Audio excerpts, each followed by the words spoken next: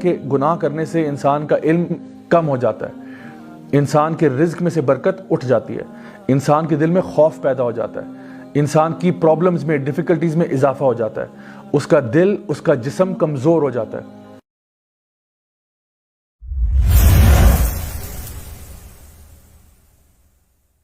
السلام علیکم ورحمۃ اللہ وبرکاتہ مائی ڈیئر برادرز سسٹرز، آج جس ٹاپک پہ ہم بات کریں گے وہ ہے گناہوں کے اثرات ہماری زندگی پر جو ہوتے ہیں۔ مائی ڈیئر برادرز سسٹرز، اللہ سبحانہ تعالیٰ کے دو قسم کے قوانین ہوتے ہیں۔ ایک تو وہ لاز ہوتے ہیں جو کہ ہمارے نیچرل لاز ہوتے ہیں، جن کو آپ لاز آف فزکس بھی کہہ سکتے ہیں، لاز آف کیمسٹری بھی کہہ سکتے ہیں۔ وہ لاز جو ہمیں آنکھوں سے نظر آ جاتے ہیں اور جن کا رسپانس یا ریاکشن ہمیں فوراً سے مل جاتا ہے۔ مثلاً کوئی شخص جو ہے اگر ایک پہاڑ سے آگے چل جائے تو وہ گر جائے گا وہاں سے نیچے۔ اسی طرح سے کوئی چیز اگر آپ آسمان کی طرف اوپر پھینکتے ہیں تو وہ واپس نیچے کی طرف آتی ہے، because what goes up must come down. اور یہ واپس جو چیز آتی ہے وہ امیڈیٹلی واپس آتی ہے۔ ایسا نہیں ہوتا کہ آپ نے اگر ایک چابیاں جو ہیں وہ اوپر پھینکی ہیں تو کوئی چابی جو ہے وہ 3 مہینے کے بعد آ رہی ہے، کوئی 5 مہینے بعد آ رہی ہے، کوئی سال بعد آ رہی ہے، نہیں، وہ امیڈیٹلی واپس آ جاتی ہے۔ یہ ہیں فزیکل لاز ہیں جو کہ ہم لوگ نیچر میں دیکھتے رہتے ہیں۔ اسی طرح سے کوئی شخص اگر آگ کو ہاتھ لگاتا ہے تو آگ امیڈیٹلی اس کو برن کرتی ہے۔ ایسا نہیں ہوتا کہ آپ نے آگ میں ہاتھ لگایا اور 2 گھنٹے کے بعد آپ کو سینسیشن محسوس ہوئی، ایسا نہیں ہے۔ تو یہ سارے کے سارے فزیکل لاز ہیں اور یہ بھی اللہ کے ہی قوانین ہیں۔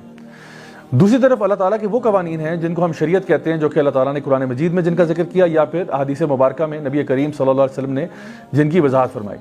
مثال کے طور پہ ایک انسان جھوٹ بولتا ہے تو وہ اللہ کا ایک قانون توڑ رہا ہے۔ جھوٹ بولنے کے اوپر آپ کی زبان پہ کبھی کرنٹ نہیں لگا ہوگا، کبھی کوئی مرچیں نہیں لگی ہوں گی۔ اسی طرح سے جو شخص حرام کا کھانا کھا رہا ہے، چاہے وہ حرام کمائی سے حرام کھا رہا ہو یا پھر وہ چیزیں جو کہ بذات خود حرام ہیں، تو ہو سکتا ہے کہ وہ بہت انجوائے کر رہا ہو، اس کو بڑا مزہ آ رہا ہو، کھانا بہت لذیذ ہے۔ تو سوال اصل میں یہ ہے کہ کیا جب یہ قوانین اللہ تعالیٰ کے توڑے جاتے ہیں تو اللہ کی کائنات میں کچھ نہیں ہوتا؟ یقیناً ہوتا ہے۔ یاد رکھیں کہ جب ہم لوگ فزیکل لاز توڑتے ہیں اس کے بھی کانسیکوینسز ہوتے ہیں، اور جب ہم لوگ میٹا فزیکل لاز توڑتے ہیں یا جو شریعت کے لاز توڑتے ہیں ان کا بھی ایک اثر ہوتا ہے۔ اللہ سبحانہ تعالیٰ فرماتے ہیں قرآن مجید میں سورہ شورا کے اندر، وَمَا أَصَابَكُم مِّن مُّصِيبَةٍ فَبِمَا كَسَبَتْ أَيْدِيكُمْ وَيَعْفُو عَن كَثِيرٍ، کہ جو بھی مصیبت تمہارے اوپر آتی ہے وہ تمہارے اپنے ہاتھوں کی کمائی ہے اور اللہ بہت معاف کرنے والا ہے۔ یعنی کہ جو بھی مصیبتیں آپ کی لائف میں آ رہی ہیں وہ ڈائریکٹلی پروپورشنل ہیں ان گناہوں کے ساتھ جو آپ نے کیے تھے۔ تو اگر ہم ان گناہوں سے توبہ کر لیں تو یہ مصیبتیں بھی چلی جائیں گی۔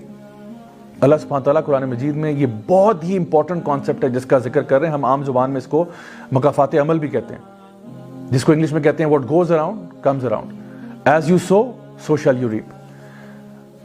امام حسن البصری رحمہ اللہ ایک دفعہ ایک جگہ پر بیٹھے ہوئے تھے تو ان کے اسٹوڈنٹ جو ہے ربیع بن ثابت ان کے ساتھ موجود تھے۔ 4 مختلف قسم کے لوگ آئے، 4 مختلف پرابلمز لے کر۔ ایک شخص آیا، اس نے کہا کہ ہمارے علاقے میں بارشیں نہیں ہوتی، ہم کیا کریں؟ تو امام حسن البصری رحمہ اللہ نے فرمایا کہ آپ کثرت سے استغفار کریں۔ ایک اور شخص آیا، اس نے کہا کہ ہمارے گاؤں میں، ہمارے علاقے میں بھوک اور پیاس بہت زیادہ ہے، ہم کیا کریں؟ تو آپ نے کہا آپ بھی استغفار کریں۔ ایک اور شخص آیا، اس نے کہا کہ جی میں چاہتا ہوں کہ اللہ مجھے کوئی اولاد دے کہ میرے بعد میرا بزنس سنبھالنے کے لیے، میرا کاروبار سنبھالنے کے لیے میرے کام آ سکے، تو میں کیا کروں؟ مجھے کوئی وظیفہ بتائیے۔ تو آپ نے فرمایا آپ استغفار کریں۔ اور پھر ایک چوتھا شخص آیا جس نے کہا کہ میرے پاس باغ تو ہے، باغ میں درخت بھی ہیں لیکن ان پہ پھل نہیں لگتے، شیخ صاحب مجھے کوئی وظیفہ بتائیے۔ تو امام حسن البصری نے فرمایا کہ آپ استغفار کریں۔ اب امام صاحب کے جو اسٹوڈنٹ تھے ربیع بن ثابت، وہ سارا یہ منظر دیکھ رہے ہیں۔ تو انہوں نے کہا امام صاحب یہ کیسی بات ہے کہ آپ کے پاس 4 مختلف لوگ آئے، 4 مختلف مسائل لے کر، اور آپ نے چاروں کو یہ کہا کہ استغفار کریں، آخر کیوں؟ تو امام صاحب نے فرمایا کہ میں نے اپنی طرف سے تو کچھ نہیں کہا، میں نے تو وہ کہا جو کہ اللہ تعالیٰ کی کتاب میں پایا۔ سورہ نوح کے اندر نوح علیہ السلام فرماتے ہیں کہ فَقُلْتُ اسْتَغْفِرُوا رَبَّكُمْ إِنَّهُ كَانَ غَفَّارًا يُرْسِلِ السَّمَاءَ عَلَيْكُمْ مِدْرَارًا وَيُمْدِدْكُمْ بِأَمْوَالٍ وَبَنِينَ وَيَجْعَلْ لَكُمْ جَنَّاتٍ وَيَجْعَلْ لَكُمْ أَنْهَارًا، کہ اے لوگوں اگر تم بھی استغفار کر لو۔ یہ وہ لوگ تھے جو شرک اور کفر کیا کرتے تھے، ان کو کہا جا رہا ہے کہ اگر تم بھی استغفار کر لو، انہو کان غفارا، اللہ بہت معاف کرنے والا ہے۔ نہ صرف کہ اللہ تمہیں معاف کرے گا بلکہ یرسل السماء علیکم مدرارا، اللہ تم پر رحمت کی بارش نازل کرے گا۔ ویمددکم باموال وبنین، اور تمہارے مال میں اضافہ ہوگا، تمہاری اولاد میں اضافہ ہوگا۔ وجعل لکم جنات وجعل لکم انہارا، اور تمہیں اللہ تعالیٰ باغات عطا فرمائے گا اور ان کے بیچ میں سے نہروں کو جاری کر دے گا۔ یعنی اس کو اگر ایک ورڈ میں سمرائز کیا جائے تو اللہ تعالیٰ تمہاری لائف میں پراسپیرٹی لے آئے گا، تمہاری لائف میں خوشحالی لے آئے گا۔ کہنے کا مطلب یہ ہوا کہ اگر آپ صرف استغفار کو اپنا معمول بنا لیں تو آپ کے جو گناہوں کی وجہ سے پرابلمز آپ کی لائف میں آتے ہیں وہ سارے کے سارے پرابلمز دور ہو جائیں گے۔ لیکن مائی ڈیئر برادرز سسٹرز، یاد رکھیے استغفار صرف تسبیح پھیرنے کا نام نہیں ہے کہ آپ نے استغفر اللہ کی تسبیح پڑھنا شروع کر دی اور دل میں کوئی احساس نہیں، کوئی ندامت نہیں، ایسا نہیں ہے۔ استغفار کا مطلب یہ ہے کہ انسان سب سے پہلے دل میں ندامت محسوس کرے، اس کے بعد گناہ کو چھوڑ دے، اور پھر تیسری بات یہ کہ وہ فیصلہ کرے کہ میں آئندہ گناہ کو نہیں کروں گا۔ یہ اصل میں استغفار ہے۔ اور اگر دوبارہ غلطی ہو جائے پھر سے یہ پروسیس ریپیٹ کرے، چاہے 1000 مرتبہ بھی غلطی دوبارہ ہو جائے، پھر سے سنسیریٹی کے ساتھ اللہ تعالیٰ کی طرف واپس رجوع کرے۔ یاد رکھیے کہ جو کچھ بھی ہم برائیاں یہاں کرتے ہیں نا، یہ مت سمجھے کہ ان کا کوئی کانسیکوینس نہیں ہوتا، ان کا بالکل 100% کانسیکوینس ہوتا ہے۔ ابن ماجہ کی ایک حدیث ہے جہاں پہ نبی کریم صلی اللہ علیہ وسلم نے فرمایا کہ جب بھی علاقوں میں فورنیکیشن، اڈلٹری، بے حیائی، فحاشی پھیل جائے گی تو ایسا کبھی نہیں ہوا سوائے اس کے کہ اللہ تعالیٰ نے اس قوم کے اوپر ایسی بیماریاں بھیجی ہوتی ہیں جو نہ ان کے باپ دادا نے کبھی پہلے سنی تھی۔ سبحان اللہ۔ آپ دیکھیے کہ جب انسان ایک جگہ پہ فحاشی کرتا ہے تو کیا ہوتا ہے کہ اسی قوم کے اوپر اللہ تعالیٰ ایسی بیماریاں بھیج دیتے ہیں جو ان کے بڑوں نے کبھی پہلے نہیں سنی تھی۔ آج اگر آپ اپنی امت کا جائزہ لے لیں، ہمارے پاس STDs، سیکچولی ٹرانسمیٹڈ ڈیزیز کی ایک کمپلیٹ کیٹیگری بن چکی ہے جس کے اندر وہ تمام بیماریاں شامل ہیں، جس طرح کہ ایڈز، HIV وغیرہ، جو آج سے پہلے آپ 100 ایئرز پہلے دیکھیں تو ان کا نام و نشان موجود نہیں تھا، لیکن ریسنٹ ہسٹری میں آپ دیکھیں تو یہ ساری چیزیں ہمارے ساتھ پریولنٹ ہو چکی ہیں۔ اسی طرح سے جب لوگ اللہ تعالیٰ کی کتاب کے مطابق فیصلے کرنا چھوڑ دیتے ہیں تو پھر اللہ تعالیٰ ان کو ٹکڑوں میں بانٹ دیتے ہیں اور وہ آپس میں لڑائی جھگڑا شروع کر دیتے ہیں۔ نبی کریم صلی اللہ علیہ وسلم نے ایسی کئی احادیث کا ذکر کیا۔ ایک حدیث جو کہ بخاری اور مسلم میں آتی ہے جہاں پہ یہ بتایا گیا کہ جو شخص بھی دنیا میں شراب پیے گا لازماً اس کو قیامت والے دن طناۃ الخبل پلایا جائے گا۔ صحابہ نے پوچھا یا رسول اللہ یہ طناۃ الخبل کیا ہوتا ہے؟ آپ نے کہا یہ جہنمیوں کا جو ڈسچارج ہے، ان کا بلڈ اور پس، یہ اس کو لازماً پلایا جائے گا۔ تو اگر آپ دنیا میں یہ کام کریں گے آخرت میں آپ کو یہ چیز بھگتنی پڑے گی۔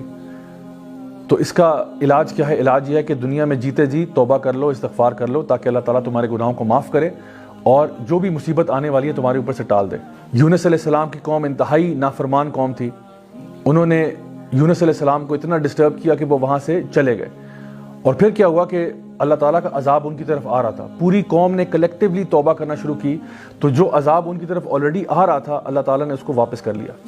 اللہ اکبر۔ یہ ہے my dear brothers and sisters power of توبہ اینڈ استغفار۔ ایک اور حدیث ہے صحیح بخاری اور مسلم کی جہاں پہ نبی کریم صلی اللہ علیہ وسلم نے یہ بات ارشاد فرمائی کہ جو شخص بھی سونے اور چاندی کے برتنوں میں کھانا کھائے گا اس کے پیٹ میں جہنم کے ٹکڑے ڈالے جائیں گے۔ اب دیکھیے کہ جو انسان دنیا میں یہاں کھا رہا ہے وہ تو عیاشی کر رہا ہے، اس کو تو شاید معلوم بھی نہ ہو وہ کیا کر رہا ہے، لیکن قیامت کے دن اس کے ساتھ جو ہوگا وہ نبی کریم صلی اللہ علیہ وسلم نے واضح طور پر بتا دیا۔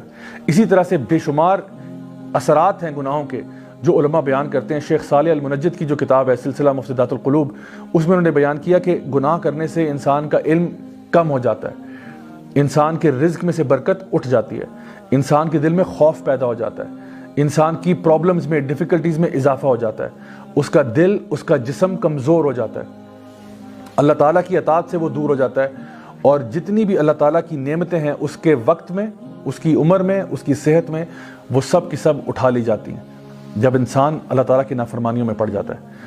تو my dear brothers and sisters آج ہی فیصلہ کریں کہ انشاءاللہ ہم توبہ کریں گے، سچی توبہ کریں گے، استغفار کریں گے، تاکہ اللہ تعالیٰ ہمارے گناہوں کو معاف کرے اور ہمارے اوپر آنے والی تمام مصیبتیں، پریشانیاں، ڈیفیکلٹیز دور فرمائے۔ Until next time, this is me, Raja Zawlak signing off. Wassalamu alaikum wa rahmatullahi wa barakatuh.